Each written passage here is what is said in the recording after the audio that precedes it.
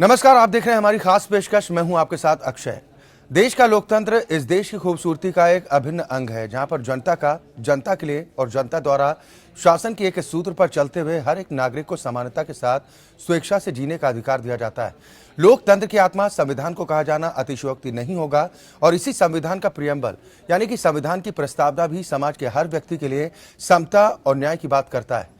कानून हर समस्या के सही प्रारूप में समाधान के लिए मौजूद है, लेकिन सही जानकारी ना होने या फिर कानूनी पेचीदगियों के चलते एक हिस्सा सही समय पर न्याय हासिल करने में खुद को असमर्थ महसूस करता है। और इसी अंतर को खत्म करने के लिए इंडिया लीगल रिसर्च फाउंडेशन के इनिशिएटिव लीगल हेल्पलाइन में हम यहां पर मौजूद हैं, आपकी हर कानूनी समस्या में आपकी निःशुल्क सहायता के लिए। आज हम जिस विषय पर चर्चा करने के लिए यहां पर मौजूद हैं वो है माता पिता और वरिष्ठ नागरिकों के कानूनी अधिकार से जुड़ा हुआ। हम ये जानने का प्रयास करेंगे कि कानून आखिर क्या कुछ अधिकार देता है, पेरेंट्स और सीनियर सिटीजन्स को लेकर क्या कुछ कानूनी अधिकार हैं, इस पर हम विस्तार से चर्चा करेंगे। साथ ही अगर आपके जहन में किसी भी तरह की कोई कानूनी समस्या चल रही है तो अब आपको परेशान होने की जरूरत बिल्कुल भी नहीं है। आप हमारे इस खास कार्यक्रम के माध्यम से जुड़ सकते हो और किसी भी तरह का कानूनी समस्या से जुड़ा कोई भी सवाल अगर आपके जहन में चल रहा है तो आप हमारे साथ जुड़ सकते हैं। फोन लाइंस लगातार खुल चुकी हैं और टेलीविजन स्क्रीन पर जो नंबर फ्लैश हो रहे हैं, इन नंबर्स पर कॉल करके आप हमारे साथ जुड़ सकते हैं और आपके सवालों का जवाब देने के लिए बेहद खास मेहमान हमारे साथ मौजूद हैं। सुप्रीम कोर्ट के अधिवक्ता हैं राजेश लाठीगरा जी। राजेश जी, बहुत स्वागत है आपका हमारे साथ इस कार्यक्रम में शामिल होने के लिए। आज जो विषय हम लेकर आए हैं वो पेरेंट्स और सीनियर सिटीजन से जुड़ा हुआ है कि कानूनन क्या कुछ अधिकार है। ये कानून क्या अधिकार देता है पेरेंट्स को और सीनियर सिटीजन्स को?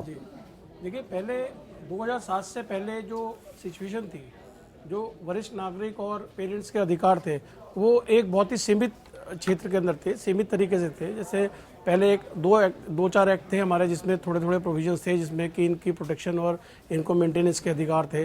जैसे हिंदू अडॉप्शन एक्ट था एक जी, उसके अडॉप्शन एंड मेंटेनेंस एक्ट था जिसके अंदर सेक्शन 20 के अंदर ही मेंटेनेंस मांग सकते थे पेरेंट्स। ये बच्चों का ऑब्लिगेशन था कि बच्चों पेरेंट्स को मेंटेन करें और 125 CRPC के प्रोविजन थे। लेकिन 2007 के बाद ये स्थिति बदल चुकी है पूरी तरह से, जब से maintenance and welfare of parents and ये जो parents and senior citizen act आया है 2007 में, उसके बाद से सिचुएशन पूरी तरह बदल चुकी है। क्योंकि इसमें दो वर्ड्स है, मेंटेनेंस एंड वेलफेयर। इसमें मेंटेनेंस भी है सीनियर सिटीजन और पेरेंट्स का, और एक दूसरा वर्ड वेलफेयर है, उसका भी पूरा प्रॉपर तरीके से ध्यान रखा गया है इस एक्ट के अंदर। और बिल्कुल हम बारीकी से इसे समझने की कोशिश करेंगे कि मेंटेनेंस वेलफेयर एक्ट 2007 क्या कुछ प्रोविजंस देता है। दर्शकों के जुड़ने का सिलसिला भी शुरू हो चुका है। पहले कॉलर मध्य प्रदेश बाबा महाकाल की नगरी उज्जैन से हमारे साथ जुड़े हैं मयंक जी। मयंक जी, बहुत स्वागत है आपका, सवाल कीजिए अपना। हेलो जी मयंक जी, अपना सवाल कीजिए। सर, मैं ये पूछ रहा था कि अपन उज्जैन से सिविल का जो केस का पूछ सकता हूँ ना मैं? मयंक जी, आपकी आवाज क्लियर नहीं आ पा रही है, आप सीधा सवाल कीजिए संक्षेप में। हाँ जी, मैं ये पूछ रहा था कि सर हमारे बताओ अपडेट हो रही है बार बार, कंप्यूटर स्कूल में अपडेट हो रहा है बार बार, पर वो तो लिस्टिंग में नहीं आ रहा, वो ऐसा क्यों?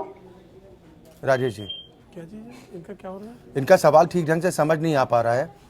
आपका नंबर हम तक पहुंच चुका है, आपको हम कॉल करेंगे और जो आपका सवाल है, और अपने दर्शकों से भी अपील कर रहे हैं कि जिस वक्त आप हमें कॉल करते हैं अपने टेलीविज़न का वॉल्यूम आप पूरी तरह से बंद रखें ताकि आप अपनी आवाज़ को बेहतर तरीके से उठा सकें। शंकर जी अगले दर्शक हमारे साथ जुड़े हैं, ये भी मध्य प्रदेश से हैं। शंकर जी, बहुत स्वागत है आपका, सवाल कीजिए। मैं ये सवाल कर रहा हूँ कि नोएडा में आकर अपनी केस के पेपर बता सकता हूँ क्या आपको? जी जी शंकर जी, अपना सवाल कीजिए। हाँ, सवाल मैं कर रहा हूँ ना, नोएडा में आकर अपनी केस के पेपर बता सकता हूँ क्या आपको? जी, क्या जानकारी आप चाहते हैं? अपने केस के पेपर बता सकता हूँ कि केस के पेपर बताना चाहते हैं। जी बिल्कुल शंकर जी, जो हमारा ईमेल एड्रेस है टेलीविजन स्क्रीन पर जो फ्लैश हो रहा है उस पर आप अपने जो दस्तावेज हैं वो भी हम तक पहुंचा सकते हैं। साली व्हाट्सएप भी आप हमें कर सकते हैं और उसके बाद आपके जो डॉक्यूमेंट्स हैं उनका निरीक्षण करने के बाद जो भी बेहतर उपाय होगा वो आप तक ज़रूर पहुंचाया जाएगा। फिलहाल बहुत शुक्रिया हमारे साथ जुड़ने के लिए। लगातार दर्शक हमारे साथ जुड़ रहे हैं जो अपनी समस्याओं से जुड़े सवाल, कानूनी समस्याओं से जुड़े सवाल हम तक पहुंचा रहे हैं। शिव कुमार जी अगले दर्शक हमारे साथ जुड़ गए हैं। शिव कुमार जी, बहुत स्वागत है आपका, सवाल कीजिए। हेलो सर, मैं बात करना चाहता हूँ आपसे। मैं ये पूछना चाहता हूँ। जी जी शिव कुमार जी सवाल कीजिए। हाँ सर मैं ये पूछना चाहता हूँ, मेरा दादा और दादी संपत्ति छोड़े हैं। जी, जी। हम छोटे लोग हैं और उसके लिए हमारे पिताजी जो मर चुके हैं उनके फिर हमारे जो चाचा लोग हैं तो वो हमको देना नहीं चाहते। उसके बारे में हम क्या करना चाहिए? दादा का नाम पे पूरा संपत्ति है और चाचा लोग अपना जो हिस्से का बंटवारा है वो कर चुके हैं और जी, जी। हमारा जो बड़ा पिताजी हमारे पिताजी बड़ा बेटा होने के नाते उनको दे नहीं रहे हैं। क्या करना चाहिए इसको? राजेश जी क्या उपाय बताएंगे? इनका पुश्तैनी संपत्ति से रिलेटेड जी। सवाल है।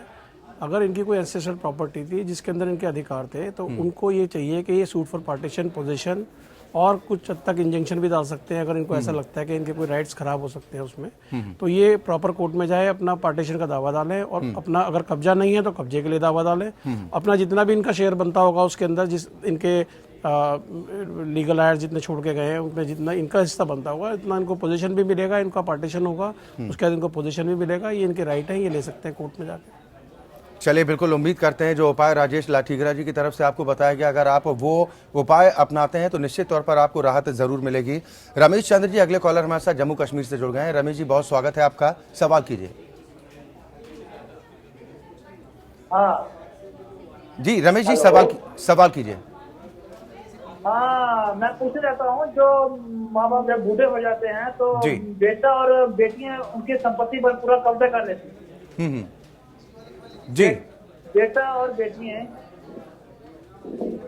जी रमेश जी बेटा और बेटियां उन पर ही संपत्ति पर कब्जा कर लेती हैं और पूरा जो माँ बाप है वो उनको घर से निकाल देते हैं। क्या ऐसा कानून में नहीं है क्या कि और उनके माता पिता किसी कोर्ट में या किसी कानूनी कार्रवाई करें तो उन पर कार्रवाई हो सकती है अपनी जो अपनी औलाद है बेटा बेटी? चलिए बिल्कुल राजेश जी क्या बताएंगे? इसके अंदर इनका जो सवाल है इनका बड़ा महत्वपूर्ण सवाल है देखा जाए तो एक तरह से आज के विषय से जुड़ा हुआ सवाल है इनका जी।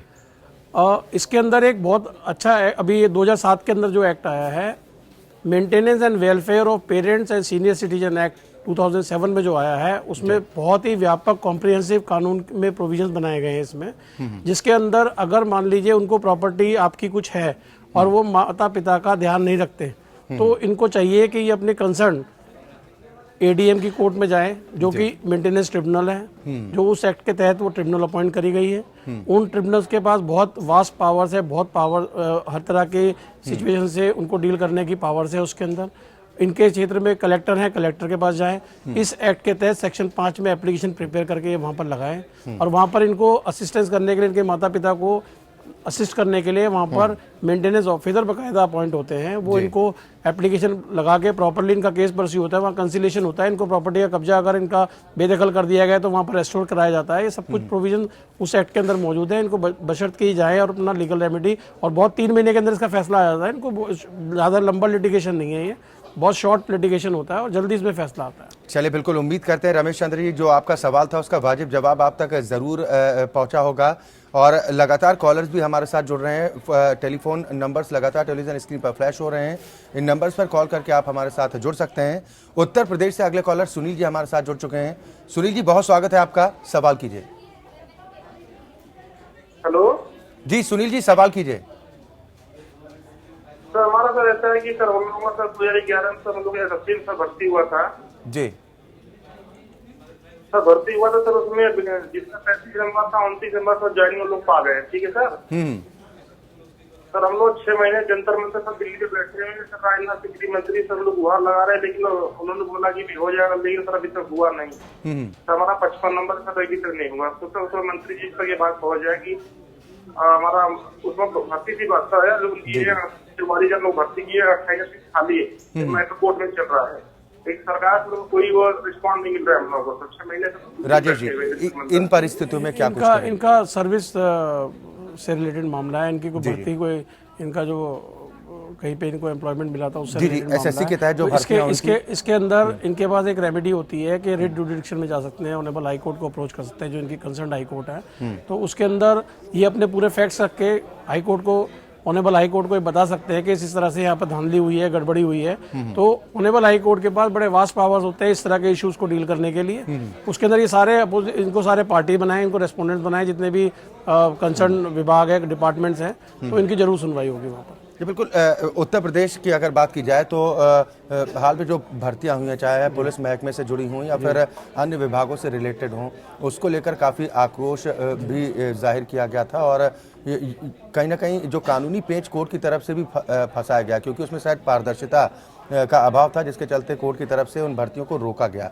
तो ये समस्याएं हैं, तमाम वक्त से छात्र लगातार इस मामले को लेकर लड़ाई लड़ रहे हैं, कोई नतीजा नहीं निकल पाता है। तो उन परिस्थितियों में जहां पर जल्द से जल्द सुनवाई हो, उसके लिए कोई प्रोसेस? जी, इसमें देखिए, जो ये मामले हैं इस तरह के, ये मामले एक बड़े वाइडर स्कोप पे होते हैं, जिसमें कई लोगों की इन्वॉल्वमेंट होती है। और अगर जहां तक जो रिट जुरिडिक्शन का सवाल है, वो ये एक बहुत ही इफेक्टिव और बहुत ही फास्ट रेमेडी होती है, जिसके अंदर 1 या 2 या 3 डेट के अंदर भी सुनवाई करके खत्म कर देती है मामले को ऑनेबल हाई कोर्ट। तो ये इनको जरूर चाहिए कि ऑनेबल हाई कोर्ट में जाके ये रिट जुरिडिक्शन के अंदर अपनी समस्या रखें और इनका जल्द से जल्द निवारण हो। चले, बिल्कुल उम्मीद करते हैं सुनील जी आपको आपके सवाल का वाजिब जवाब मिला होगा। पंजाब से अगले दर्शक करम सिंह जी हमारे साथ जुड़ गए हैं।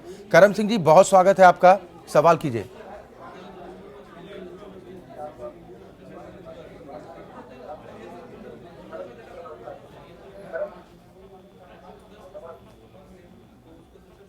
करम सिंह जी, आपसे अपील है कि आप अपने टेलीविजन का वॉल्यूम पूरी तरह से बंद कर दें ताकि आप अपने सवाल को बेहतर ढंग से उठा सकें। सवाल कीजिए। चले, शायद संपर्क टूट गया है। बिहार से एक और कॉलर अक्षय हमारे साथ जुड़ गए हैं। बहुत स्वागत है आपका, सवाल कीजिए। जी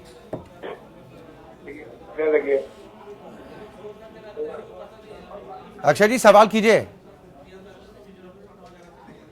हेलो जी, आपकी आवाज हम तक पहुंच रही है, आप अपना सवाल कीजिए। क्या सवाल है आपका?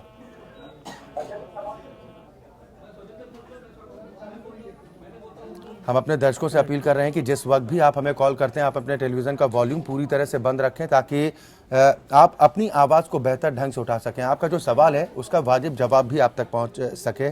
आज हम पेरेंट्स और सीनियर सिटीजन्स की बात कर रहे हैं कि आखिर कानून क्या कुछ अधिकार देता है। और जैसा राजेश जी हम लगातार चर्चा कर रहे थे, मेंटेनेंस वेलफेयर एक्ट 2007, क्या नए प्रावधान इसमें हुए हैं, क्या कुछ फ़ायदा अब इस एक्ट में है? देखिए, इसके अंदर एक तो समय बहुत कम लगता है। सीनियर सिटीजन एक बहुत ही ऐसी क्लास होती है जिसके पास ना कोर्ट में मल्टीपल डेट्स उनको हियरिंग अटेंड करने का उन पर टाइम होता, ना उनके पास इतना रिसोर्सेज होते कि वो इफेक्टिवली अपने इस जाके मेंटेनेंस मांगे अपने बच्चों से और जाके लीगल आयर से जो भी इनकी समस्याएं होती है उसके लिए। तो उसमें सालों साल लग जाते हैं। सीनियर सिटीजन के पास कहीं ना कहीं वो महरूम हो जाते हैं। तो इस सब चीज़ों को मद्देनजर रखते हुए ये एक्ट बनाया गया है, जिसमें विदिन 90 डेज एडीएम को, जो ट्रिब्यूनल है इसकी जी, उसके पास जैसे एप्लीकेशन पहुंचती है, उस सबमिट होती है, उसके बाद 90 डेज के अंदर उसको फैसला करना होता है अपना। और उस 90 डेज के अंदर कंसिलेशन ऑफिसर भी एक इनमें अपॉइंट होता है, जहां पर दूसरा पक्ष आता है, जो इनका पेरेंट्स जो होते हैं, पेरेंट्स की डेफिनेशन भी इसमें डिफाइन की गई है। पेरेंट्स के अंदर माता पिता, अडॉप्टेड या स्टेप फादर, मदर, बायोलॉजिकल, ये सब लोग इंक्लूड होते हैं पेरेंट्स के अंदर। जो और जो बच्चे होते हैं उसमें सन, डॉटर भी इंक्लूड है इसके अंदर, जो या तो उनको मेंटेन नहीं कर रहे और उनकी संपत्ति वही इनहेरिट करने वाले हैं, या उन्होंने इनहेरिट कर ली और उसके बावजूद वो माता पिता को नेग्लेक्ट करते हैं, उनको वो केयर और प्रोटेक्शन नहीं देते। क्योंकि उसमें 4 चीजें होती है कि उनका वेलफेयर किन किन चीजों में जी, और इनकी मेंटेनेंस किस तरह से होनी चाहिए। फूड होना चाहिए, क्लोथिंग होनी चाहिए इनके लिए प्रॉपर, एकोमोडेशन होनी चाहिए प्रॉपर इनके लिए, इनके पास मेडिकल ट्रीटमेंट और इनको जो सुविधाएं और क्या कुछ फैसिलिटी है उस पर भी हम विस्तार से चर्चा करेंगे। वेंकटेश जी अगले कॉलर कर्नाटक से हमारे साथ जुड़ गए हैं। वेंकटेश जी, बहुत स्वागत है आपका, सवाल कीजिए अपना। हाँ हेलो सर। जी हाँ सर, हेलो सर, आप सबको नमस्ते। मेरा जो दादा का जो पेंशन मिल रहा था, दादा को छूट चुके हैं और नानी जो है, दादी जो है, वो सभी पोतलों को जैसे चाहिए, चाचे लोग को ये चाचा ही ले रहे हैं। सभी बेटे लोगों को समान मिलना चाहिए या ये पूरी देना चाहिए? राजेश जी, क्या उपाय बताएंगे? इनका जो सवाल है कि इनके जो पिताजी हैं, पेंशन जो मिल रही है उस पर चाचा लोगों का कब्जा है शायद, क्या वो बाकी भाइयों में भी समान रूप से बढ़ सकता है? देखिए जी, पेंशन जिसको मिल रही है सिर्फ उसी का अधिकार होता है उस पेंशन के ऊपर, उसके ऊपर किसी और का अधिकार नहीं हो सकता जिसके लिए है। और ये हो सकता है पेंशन इनको किस क्राइटेरिया से मिल रही है। जिस पेंशन को गवर्नमेंट या कोई भी अथॉरिटी दे रही है, जिस व्यक्ति के नाम से दे रही है, सिर्फ उसी का अधिकार होता है। उसकी इच्छा पे निर्भर करता है कि वो पेमेंट किसको दे, किसको ना दे। अगर ऐसा कुछ हो रहा है कि कोई आदमी उनकी पेंशन को जबरदस्ती ले लेता है या उनकी इच्छा के विरुद्ध लेना चाहता है, तो इसके लिए इनको प्रॉपरली अपना कंसर्न थाने में जाके भी कंप्लेंट दे सकते हैं इस बारे में। तो इनके पास रेमेडी, और जहाँ पर पेंशन आता है वो उनको भी कह सकते हैं कि पेंशन सीधा हमारे हाथ में दीजिएगा, क्योंकि इसमें बीच में लोग हैं जो इनको नुकसान पहुंचा सकते हैं। चलिए, बिल्कुल उम्मीद करते हैं वेंकटेश जी, जो आपका सवाल था उसका जवाब आपको वाजिब जरूर मिला होगा। बनवारी जी अगले कॉलर हमारे साथ ग्वालियर से जुड़ गए हैं। बनवारी जी, बहुत स्वागत है आपका, सवाल कीजिए। चलिए, शायद संपर्क टूट गया है, लेकिन लगातार दर्शक हमारे साथ जुड़ रहे हैं जो अपने सवाल भी हम तक पहुंचा रहे हैं और उन सवालों का वाजिब जवाब हम उन तक पहुंचाने की कोशिश कर रहे हैं। दरअसल जागरूकता की कमी के चलते एक बड़ा तबका जो होता है वो कहीं ना कहीं न्याय पाने में खुद को असमर्थ महसूस करता है, और कहीं ना कहीं जो ये कहा जाता है कि कानूनी दांवपेच में लोग उलझना नहीं चाहते, क्योंकि उनके पास जानकारियों का अभाव होता है कि आखिर क्या वो प्रोसेस अपनाएं जिससे उन्हें जो कानूनन अधिकार मिलता है वो उन्हें हासिल हो सके। इसी अंतर को खत्म करने के लिए हम यहाँ पर मौजूद हैं, आपकी निःशुल्क कानूनी सहायता करने के लिए। और फोन लाइन्स लगातार खुली हुई हैं और टेलीविजन स्क्रीन पर जो नंबर फ्लैश हो रहे हैं, इन नंबर्स पर कॉल करके आप हमारे साथ जुड़ सकते हैं। कानूनी समस्या से जुड़ा कोई भी सवाल अगर आपके जहन में, वो सवाल आप हमसे कर सकते हैं और उसका उचित जवाब हम आप तक पहुंचाने की कोशिश लगातार कर रहे हैं। हमारे साथ राजेश लाठीगरा जी भी लगातार जुड़े हुए हैं। आप अधिवक्ता हैं सुप्रीम कोर्ट के। राजेश जी, जो सेक्शन 2007 की हम बात कर रहे थे, अब राइट्स की बात कर रहे थे कि और भी कुछ परिवर्तन उसमें हुए। उसमें एक बहुत अहम परिवर्तन ये है कि ये जो राइट दिलाता है सीनियर सिटीजन को, इसके अंदर कुछ लोग तो ऐसे हैं जिनके पास संपत्ति है, उस संपत्ति है और उनके पास बच्चे भी हैं। अब ये जो चाइल्डलेस सीनियर सिटीजन है, उनका क्या? उनके लिए सेक्शन 19 के अंदर प्रोविजन है। सेक्शन 19 के अंदर हर स्टेट की ये ड्यूटी है कि वो अपने हर एक डिस्ट्रिक्ट के अंदर ओल्ड एज होम बनाए। उस ओल्ड एज होम के अंदर सीनियर सिटीजन के लिए हर तरह की व्यवस्था की जाए। उसकी भी एक प्रोसीजर है कि उसमें इनमेट्स किस तरह से आएंगे ओल्ड एज होम के अंदर। उसके अंदर एप्लीकेशन इनवाइट की जाती है, वो लोग जो होते हैं उनको प्रेफरेंशियल बेसिस के ऊपर रखा जाता है। जो ज़्यादा इंडिजेंट पर्सन है, जिसको ज़्यादा ज़रूरतमंद आदमी है, उसको पहले राइट दिया जाता है, फीमेल्स को पहले प्रेफरेंस दी जाती है। और जो ज़्यादा लाचार है, बिल्कुल ही इन्फॉर्म है और जिनका कोई देखरेख करने वाला नहीं होता, उनको दिया जाता है। वहाँ अलग अलग सेल्स होते हैं, जैसे रूम्स होते हैं, उनका स्पेस अलग होता है, जेंट्स का और लेडीज़ का अलग होता है। इस तरह के प्रोविजंस है उसमें हर तरह की बेसिक सुविधाएं मौजूद होती हैं, जिसके अंदर पानी की सुविधाएं, अलग सेपरेट किचन होती है उनके लिए हर मेडिकल सुविधाएं मुहैया होती है। और इसके अंदर एक अच्छा पहलू ये रहता है कि इसकी जो मैनेजमेंट होती है वो स्टेट गवर्नमेंट के हाथ में होती है, और state government day to day basis के ऊपर इसको मॉनिटर करता है कि ये जो ओल्ड एज बिल्कुल एनजीओ का रोल भी हम समझेंगे कि एनजीओ का रोल क्या होता है। एक कॉलर और अमेठी से हमारे साथ रवि जी जुड़ गए हैं। रवि जी, बहुत स्वागत है आपका, सवाल कीजिए अपना। रवि जी, आवाज मिल पा रही है? हाँ सर, जी सवाल कीजिए।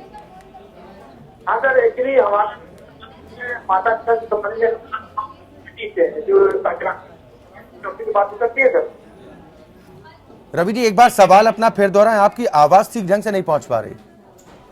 एक्चुअली सर, मेरा सवाल स्कूल से संबंधित है। जी जी। तो एक स्कूल जो की बात हो सकती है सर? जी बिल्कुल, अपना सवाल कीजिए। स्कूल से संबंधित आपका सवाल है ना? हाँ सर, एक सवाल मेरा है ये कि सर, एक स्कूल संचालित हो रहा है, विद्यालय है जी, तो उसके बारे में प्राधिकार नियंत्रण होने के लिए आपकी आवाज रवि जी हम तक ठीक ढंग से नहीं पहुंच पा रही है। अगर जो आपकी शिकायत है, जो भी आपकी समस्या है, उससे रिलेटेड आपके पास अगर कोई दस्तावेज हैं तो उन दस्तावेजों को आप हमें व्हाट्सएप के जरिए भी भेज सकते हैं, ईमेल के माध्यम से भी भेज सकते हैं, और उस पर क्या कुछ निस्तारण हो सकता है उसका जवाब हम आप तक जल्द ही पहुँचाएँगे। लगातार कॉलर्स हमारे साथ जुड़ रहे हैं। पंजाब से एक और कॉलर हमारे साथ जुड़ गए हैं, सुबेश जी हमारे साथ हैं। बहुत स्वागत है आपका, सवाल कीजिए। नमस्कार सर। नमस्कार। सर मेरा तो आज ये मैंने ना ऊपर ना 496 का पर्चा है, जी तो मेरे ना कोई बड़ी एलिगेशन की ना मम्मी का पापा और बहन का नाम बताया था। हम्म तो पापा का और बहन का नाम तो काट दिया क्योंकि कुछ लिया तो नहीं दहेज में कुछ नहीं। और मम्मी है मेरे, हमें एक दिन जाने में लगता है दिल्ली और एक दिन दिल्ली आने से लगता है। दिल्ली में सुप्रीम कोर्ट में है। तो मैं ये पूछना चाहता था मम्मी को ऐसे ही वो सीट से रहेंगे वहाँ कोर्ट में? ना ठीक है जी, सवाल आपकी समझ में? 98 का इनका कुछ इशू था। जी देखिए, इसमें एक जजमेंट आया था Avneesh Kumar versus state of Bihar का, सुप्रीम कोर्ट का, ऑनरेबल सुप्रीम कोर्ट का। जी उसके अंदर बहुत गाइडलाइंस हैं कि जब भी 498 से रिलेटेड मामले हो, मैट्रिमोनियल डिस्प्यूट हो, उसके अंदर आप हस्बैंड से तो पूछताछ कर सकते हैं, जो पूछताछ करनी है, रिकवरी ऑफ आर्टिकल्स आप कर सकते हैं उनसे, लेकिन आप बाकी घर वालों को पूछताछ नहीं करेंगे जब तक कि अनटिल और अनलेस कोई एक्सेप्शनल सर्कमस्टांसेस ना बने। जी तो ये उस गाइडलाइंस के हिसाब से पूरे ऑल ओवर इंडिया के अंदर ये एप्लीकेबल है कि भाई उसके वो गाइडलाइंस हर जगह है मौजूद। तो ये उस तरह से कर सकते हैं, किसी को लीगल जो भी इनके पेरेंट्स वगैरह हैं और रिलेटिव हैं उनको ये हरास नहीं कर सकती पुलिस। अगर ऐसा कर रही है तो वो आप जरूर उसको कंसर्न कोर्ट के अंदर बताइए कि इस तरह से नहीं होना चाहिए। और ऐसा नहीं होगा कि आपको सिर्फ आपको ही होगा, अगर चार्जशीट के अंदर कुछ ऐसे इंग्रेडिएंट्स आएंगे कि आपके पेरेंट्स वगैरह या किसी रिलेटिव के खिलाफ, तभी उनके खिलाफ कार्रवाई होगी, अदरवाइज उनके खिलाफ कोई कार्रवाई नहीं होगी, उनका नाम भी नहीं आएगा इसमें। चलिए, बिल्कुल उम्मीद करते हैं कि आपका जो सवाल था उसका जवाब आप तक ज़रूर पहुंचा है। हम अपने दर्शकों से भी बार बार इसी बात को लेकर अपील करते हैं कि अगर किसी भी तरह की कानूनी समस्या से अगर आप परेशान हैं तो आप हमारे इस खास कार्यक्रम के माध्यम से जुड़ सकते हैं। फोन लाइन्स लगातार टेलीविजन स्क्रीन पर फ्लैश हो रही हैं और इन नंबर्स पर कॉल करके आप हमारे साथ जुड़ सकते हैं, अपना सवाल कर सकते हैं और उसका जवाब हम आप तक पहुँचाने की कोशिश करेंगे। हम राजेश जी जो लगातार चर्चा कर रहे थे मेंटेनेंस वेलफेयर एक्ट 2007, आपने बताया कि क्या कुछ कानूनन प्रावधान होता है, एनजीओज की क्या भूमिका होती है, संक्षेप में आपसे जानना चाहूँगा। इसमें देखिए सेक्शन 18 है जो ये हर स्टेट गवर्नमेंट को पावर देता है कि आप किसी भी सोशल वेलफेयर ऑर्गेनाइजेशन या एनजीओज वगैरह जो होती है इनके ऑफिसर को as a maintenance officer appoint कर सकते हैं। जी। उस मेंटेनेंस ऑफिसर के थ्रू जो लोग चाहते हैं कि इस मेंटेनेंस ऑफिसर के थ्रू हम अपना जो केस है वो परस्यू करें ट्रिब्यूनल के अंदर, तो वो पूरी हेल्प करते हैं मेंटेनेंस ऑफिसर उनको अपना केस परस्यू करने के लिए, क्योंकि इसमें सेक्शन 17 के हिसाब से लीगल प्रैक्टिशनर की कोई भूमिका नहीं होती। एडवोकेट इसमें अपीयर नहीं हो सकते इस एक्ट के तहत, और एडवोकेट की अपीयरेंस बार्ड है इस एक्ट के तहत। तो वो जो मेंटेनेंस ऑफिसर होते हैं, जो कोई भी हो सकता है, जो एनजीओ का कोई भी ऑफिसर होता है, सोशल वेलफेयर ऑर्गेनाइजेशन का कोई भी हो सकता है इनके डिपार्टमेंट से, तो वो लोग इसके अंदर मेंटेनेंस ऑफिसर होते हैं। और इसके अंदर जो भी ऑर्डर पास होते हैं उसका इम्प्लीमेंट वो एक सिविल प्रोसीजर कोड के तहत चलती है ये कोड। इसमें बाकायदा एविडेंस भी होते हैं, और कोई जो अपोजिट पार्टी है, जो इनका कोई बच्चा है या रिलेटिव है इनका सीनियर सिटीजन का या पेरेंट्स का, वो नहीं आता, तो कोर्ट उसकी अपीयरेंस को एनफोर्स कराने के लिए क्रिमिनल प्रोसीजर कोड के हिसाब से उसको एनफोर्स भी करा सकती है, अटेंडेंस के लिए वारंट इशू कर सकती है उनके अपीयर कराने के लिए। तो इस तरह के बहुत ही व्यापक और कॉम्प्रिहेंसिव इसके अंदर प्रोविजंस है, जिसके तहत बहुत ही इफेक्टिवली ये रेमेडी चलती है। अगर कोई सीनियर सिटीजन को नेग्लेक्ट कर रहा है, उनको नहीं प्रॉपर केयर दे पा रहा, तो उसके तहत ये हर तरह की इसमें प्रोविजंस है, हर सिचुएशन से डील करने की इस एक्ट के अंदर क्षमता है। चलिए, बिल्कुल, बहुत शुक्रिया राजेश लाठीगरा जी हमारे साथ इस कार्यक्रम में शामिल होने के लिए, और साथ ही जो हमारे दर्शक हमारे साथ जुड़े थे उनके सवालों का उचित जवाब उन तक पहुंचाने के लिए। तो दरअसल कानून हर समस्या के सही समाधान के लिए मौजूद होता है, लेकिन सही जानकारी के अभाव के चलते एक बड़ा तबका है वो इंसाफ की दहलीज से दूर रह जाता है। और इसी अंतर को ख़त्म करने के लिए हम अपनी लीगल हेल्पलाइन के माध्यम से यहाँ पर मौजूद रहते हैं, हर दिन एक नए विषय के साथ। उम्मीद करते हैं कि आज जिन कॉलर्स ने हमें कॉल किया था उनके सवालों का उन्हें वाजिब जवाब ज़रूर मिला होगा। कल हम फिर हाजिर होंगे इसी समय पर इस कार्यक्रम में एक नए विषय के साथ। फिलहाल हमें इजाज़त दीजिए, लेकिन APN न्यूज़ पर खबरों का सिलसिला लगातार जारी।